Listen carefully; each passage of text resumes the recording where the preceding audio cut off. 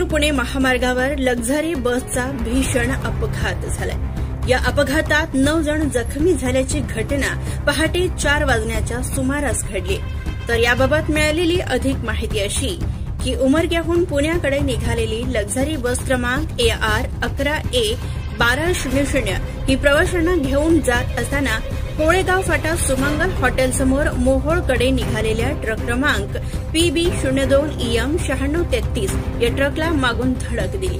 या अपघातात चतुराबाई बिराजदार वय 56 राहणार हल्लाळी, संजय मोहिते गायकवाड वय 38 राहणार निलंगा लातूर, अलकुमा हसन मुल्ला वय 40 राहणार पुणे, लक्ष्मण भीमराव राठोड वय 45 राहणार इचगाव तांडा उदगीर, यश सूर्यवंशी वय 18 राहणार निलंगा, तात्याराव यलकप्पा बिराजदार वय 66 राहणार दिवी हल्लाळी व आदर्श विठ्ठल नमदेव वय 6 राहणार लातूर अशी जखमी झालेल्या प्रवाशांची नावे आहेत। तर जखमींना 1033 या अँब्युलन्समधून डॉक्टर लखन राजमाने यांनी तात्काळ सोलापूर शासकीय रुग्णालयात अर्थात सिव्हिल हॉस्पिटलमध्ये दाखल केले।